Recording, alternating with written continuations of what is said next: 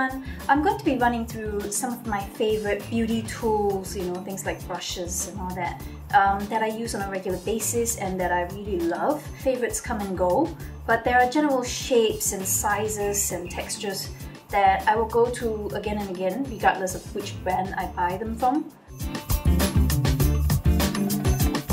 Why don't we start with foundation? Beauty blenders. I have tried other brands, you know, knockoff versions, cheaper versions, budget versions of these blender sponges, and I will say they all work, but the Beauty Blender just has a texture that's not like any of the others. It is much softer, much bouncier, and it just does, I feel, a faster and better job of making your base makeup look flawless and quite airbrush looking. Now, if you've been using this dry, then you've not used it to the maximum of its potential, because these are designed to be used damp and you're not soaking wet. What you should do is soak it in water first, make sure it's expanded to its maximum size, then squeeze it as dry as you possibly can. As a final step, I like to wrap it in a clean towel or paper towel, whichever you prefer, and then do one more squeeze so it takes out all of the excess water. It should feel kind of dry to the touch, but still have a cooling sensation against the skin. What this does actually is that this sponge material is designed to be hydrophilic. So when you put the water in, it actually repels makeup, so it gives you a better blend and it doesn't soak up all your foundation.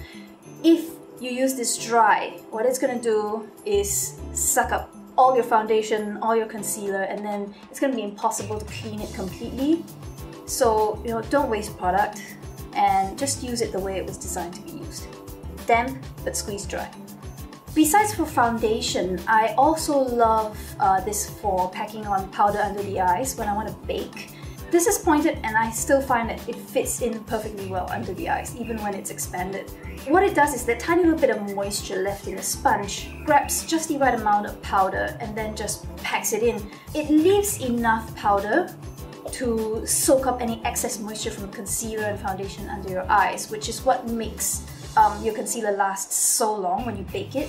If you use a dry sponge or you use a brush to apply setting powder, you never quite get the same amount of powder under your eyes, so you won't get results that are as long lasting.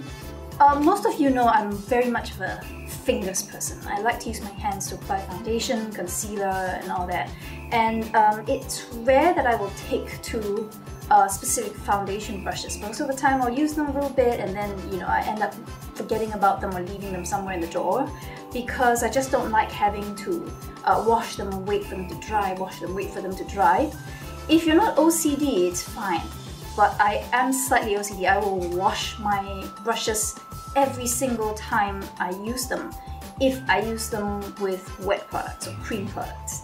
Even though I say that, there are a couple of foundation brushes that I'm very partial to because they do such a brilliant job of blending and giving a very seamless airbrushed finish. One of them you've seen quite a few times, and that is the MAC Oval 6 brush. The other is the Hourglass Vanish foundation brush.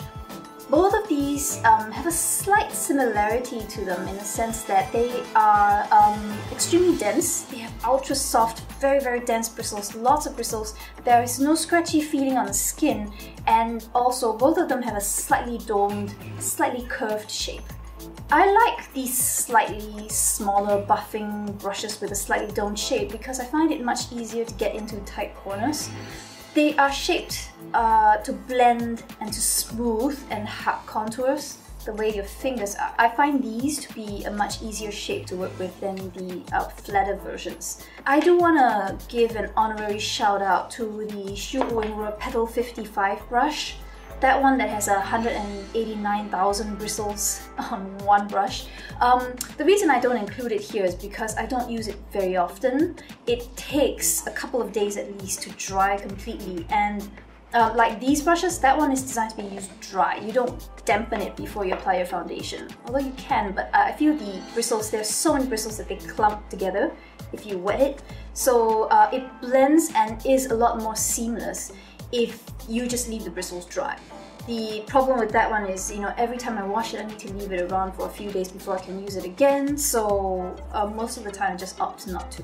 Okay, when it comes to concealers, I'm not one to usually use brushes, but I have one that I really recommend for under the eyes, and that is the Bobbi Brown Full Coverage Touch-Up Brush.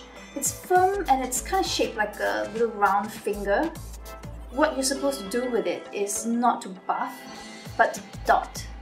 So you kind of tap the way that you would with a finger, and it just blends and spreads everything without removing too much coverage, so it really shortens the concealing process, especially for the under eye area.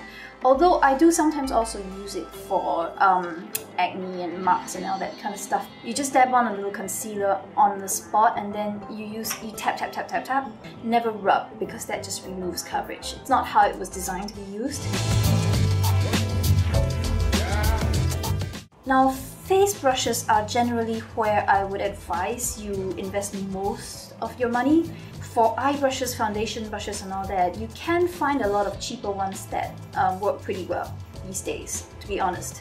But when it comes to face brushes, you want the softest bristles possible.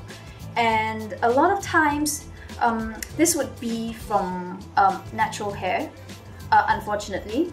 And the thing about natural hair is that they are slightly wavy. They may look straight, but they do have a slight microscopic wave to them, which makes them airier, poofier. It should feel extremely soft against your skin. Look at this, there's almost no pressure, you know, and no resistance from the brush bristles. This is a NALIS brush from Japan, which I bought off Tokyo Hands.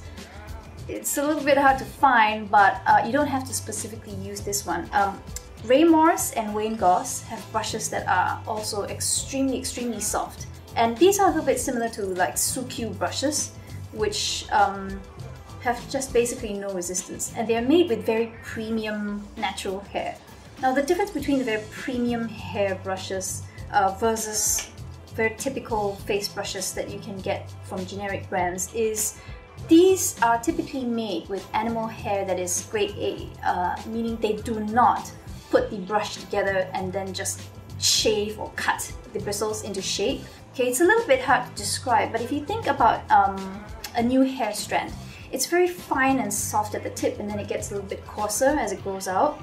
So it's the same with animal hairs. If you take animal hairs, shape it into a brush, and then start cutting it into shape, the process of creating that brush is much easier, so the labor cost is much lower, but you end up with bristles that are kind of coarse and scratchy at the tip. And I never like that for the face, because it's given me issues before where it's irritated my skin and I get a little bit bumps and spots. Those are actually like eczema.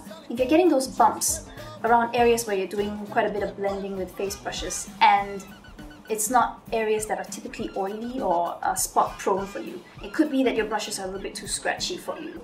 Grade A brushes take a long time to make. What the artisans need to do is to shape the bristles perfectly without any cutting. So imagine the amount of time it would take to make sure that, you know, the slant, the shape, the amount of bristles is just perfect for each brush. But that is why they perform so much better versus generic brushes that are made with cheaper hair. Now, the brush that you see me use the most in tutorials for setting and applying a little bit of powder is the Wayne Goss 02 brush. And this is a tapered little brush that looks more like it would be for, you know, highlighting or contouring, but it is so soft that it works perfectly for setting powder, and I like to spot set. So you actually won't see me use the very fluffy powder brushes like these too often, because these are better for applying, you know, dusting of powder over a big area. I like shapes like these, like the Wayne Goss 02 or the Ray Morris number 6. This is the Deluxe Pro Blender. So it is a much more compact shape. This one is flat on one side. It's more like a paddle shape, and this one is a pointy tapered brush. So both of these I love for the face because I only want to apply powder in certain areas that I want to matte down, and I want to keep the rest of my face glowy. like I did today. So most of the time I only need powder around the under eye and around the nose and chin areas. So a tapered shape like this actually lets me control exactly where I want to put the powder. Now blush brush, I don't really have a favorite. I have a lot of Paco holder brushes that I've invested in over the years, which I love, but the one that I've been reaching for the most in the past few years has been the Zoeva 126 Luxe Cheek Finish Brush.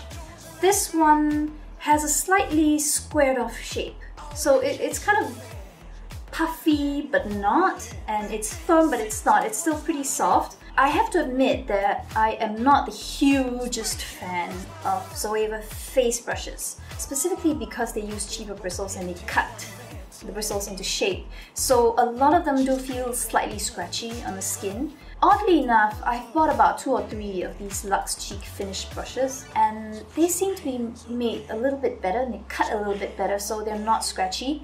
It's also partly to do with the squared off shape that's puffy at the end. Because you don't use this to buff. When you do circular motions, you can feel the scratch against your skin a little bit more. This sort of a squared, puffy shape actually encourages you to just stroke along your skin. So I just go in one direction most of the time. I don't do this, and it works perfectly fine that way. This shape performs very, very much like the Chanel cheek brush, which I also have, but I prefer this to that, believe it or not. I find these to be smoother and softer against the skin, and the shape allows you to pack on more color, but you can also diffuse it out. So I find it pretty convenient to use. I find these Chanel cheek brushes slightly scratchy, by the way. They're synthetic brushes, but they're also kind of stiff and I don't know. Now this strangely shaped baby is the Goss number 14. If you've seen those, very popular Morphe brushes that people use for highlighting, they're like a smaller version of this. So you can use this for very diffused highlighting as well, but I prefer it for bronzing and blush, especially if you're very pale or fair skin. Blush and bronzer can tend to go on very heavy, and you need to use a very, very light hand with it. If you're not an expert with brushes in general, getting a shape like this actually makes the job a lot easier because it does not pick up a lot of product and it applies it in a very diffused, very soft way, so you get a lot of control. You can slowly build up the color just where you want it. It doesn't look too heavy straight away. Now this shape has a very small, narrow ferrule, but the bristles are really long, so you get a tapered shape that sort of blossoms out into this really, really soft shape, and there's, again, almost no resistance when you apply it to your skin. So the bristles spread and bloom when you apply it. I will sometimes use this to apply setting powder all over as well if I want a very, very diffused, non-powdery look.